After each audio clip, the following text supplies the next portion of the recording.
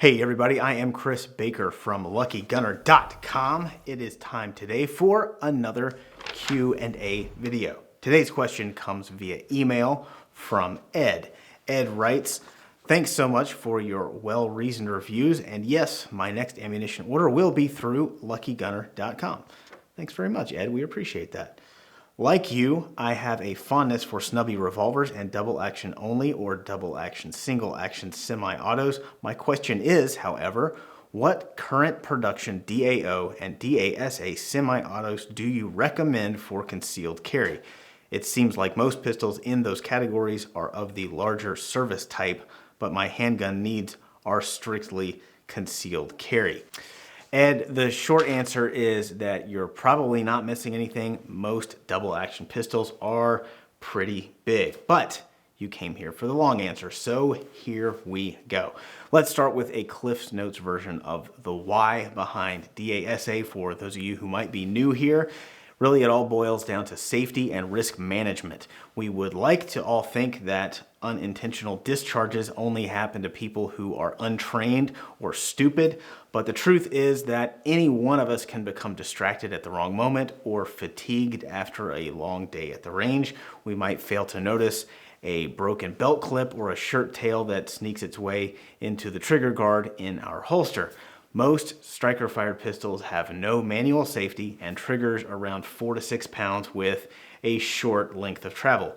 Thanks to Glock's persuasive law enforcement sales team in the 1990s, that is now what we generally regard as safe. But I am not convinced. Those guns leave less room for error than I'm comfortable with. The first shot on a DASA pistol has a trigger around 6 to 10 pounds. They also have an exposed hammer that you can pin with your thumb to completely prevent movement of the trigger when holstering. For me, those two features provide a compelling level of risk mitigation and very little, if any, negative impact on marksmanship. And of course, after that first shot, I've got a trigger that's actually lighter than most striker-fired pistols. For a more casual shooter who is not going to develop a habit of decocking a DASA, which is pretty essential, a light double action only might theoretically make more sense. So some of our viewers have heard me and other advocates of double action pistols talk about that stuff, and we have won them over. Like Ed, they have said, yes, I'm on board. That sounds great. Now, what gun should I get? And that's where we run into a problem. Your options are very limited. As far as double action only semi-autos, the market has spoken and it doesn't want them. The SIG P250 had a lot of promise, I thought, but sales were not great and they were discontinued a few years ago. DAO revolvers are still fairly common, but that's a completely different conversation for another day. Among the few DAO hammer-fired semi-autos still in production, most are pocket pistols or a few budget guns of questionable quality. For a DAO pocket pistol, the Kel-Tec P32 and the Smith & Wesson Bodyguard would be at the top of my list. However, I would not recommend either of them for a beginner, or really even for an intermediate level shooter. They are challenging guns to master. So that leaves us with DASA pistols. At least 10 major companies, by my count, are still making DASAs. I put together a chart to give you a basic overview of the options. I may have missed a couple that are still in production, and I may have included some that are not. However, these models all have live product pages on the manufacturer's websites as of this week. Like Ed pointed out, most of these are full-size service pistols or compact and subcompact variants of those guns. If I had to pick the best options on this list for concealed carry, I'd go with a few polymer frame compact models. The subcompact variants are usually not any easier to carry than the compacts, and they're awkward to draw and shoot because of the stubby little grips. So with that in mind, my top picks would be the Beretta PX4 Compact, no surprise there, and the HKP30 with an honorable mention for the CZP07. Those are all excellent pistols. They are as good or better than any striker-fired pistol of comparable size. But a lot of people, myself included, really don't want to carry that much gun all day, every day. I carry the PX4 Compact regularly for a year or two anyway, only out of a lack of smaller DASA options, and it was a pain. I would much rather carry something the size of a Smith & Wesson Shield or a Glock 43 or the Springfield Hellcat or any of the other dozens of slim polymer 9mm pistols that have come out in the last several years. These are all less bulky and much easier to carry than the guns that were derived from service-sized pistols. When people ask me for DASA carry gun recommendations, they're usually hoping for something in that size category. Unfortunately, that is not a thing. Nearly every major gun company makes at least one slim 9mm. Only one of them is double action, single action, and it's way bigger than any of the others. Springfield Armory released the XDE in 2017. It's an 8+1 single stack. They offer it with 3 different barrel lengths. Whatever the designers had to do to fit the double action mechanism in there forced the gun to be relatively tall, which adds significant bulk compared to other single stacks. Now, I don't have any range time with an XDE yet, but I have handled one, and I was really surprised at how large it felt even after having seen the dimensions on paper.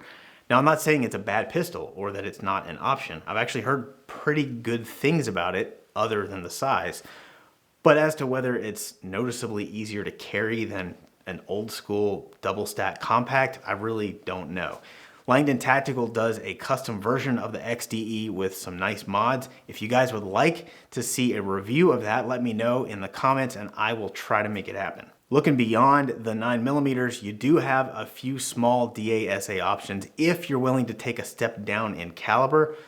But even setting aside the caliber, none of them are exactly outstanding pistols. They all feel like a major downgrade compared to similar guns that are not DASA. Ironically, many years before the current demand for slim 9mm pistols, Smith & Wesson made a slim-ish subcompact DASA called the CS9.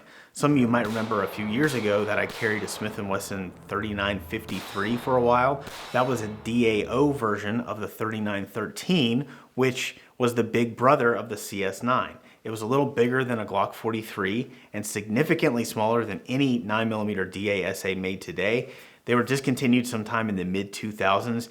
You might be able to find one used if you look hard enough, but good luck finding mags and holsters for it, let alone sights and replacement parts and things like that. So at this point, I'm basically resigned to the fact that the future of DASA is looking pretty grim. I still prefer them in theory, but I can't recommend them without the major caveat that hardware selection is going to be a massive pain. Fortunately, double actions are not the only pistols that offer additional safety features. Plenty of striker fired and single action only pistols come with manual thumb safeties.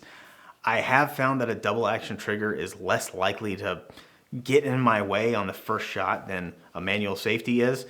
Beginners don't always do well with them. But personally, I am okay with a thumb safety if it's well designed.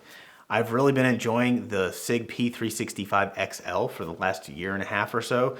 Despite a mediocre thumb safety, I can shoot it about 95% as well as the PX4 Compact, and it's much smaller and about 30% lighter and has some other bells and whistles that I've really come to appreciate. If I was better at shooting Glocks, I would also consider a Glock with a striker control device. I did a video on this a while back. It's an aftermarket part that replaces the slide plate and protrudes from the rear of the slide as you press the trigger. If you pin the plate down with your thumb, the trigger can't move. It provides a lot of peace of mind when you're holstering the gun. So for some shooters, the striker control device adds just enough safety potential to a Glock to make them comfortable with carrying one. Now, I'm generally not much of a Glock fan, but they are a convenient option for beginners. A Glock with a striker control device has become my go-to recommendation for new shooters. I wish I could suggest some better options, but if you're looking for a modern, slim, easy to carry pistol, you have more to choose from now than we ever could have imagined, unless you want it to be DASA. Even so, I hope you guys have found some of that to be helpful. A very wise friend of mine from England once said that words are very unnecessary. They can only do harm. I think that was his way of saying never read the comments, and he might have been onto something there, but you can still hit that like button and subscribe. And of course, buy some ammo with lightning fast shipping from us at luckygunner.com.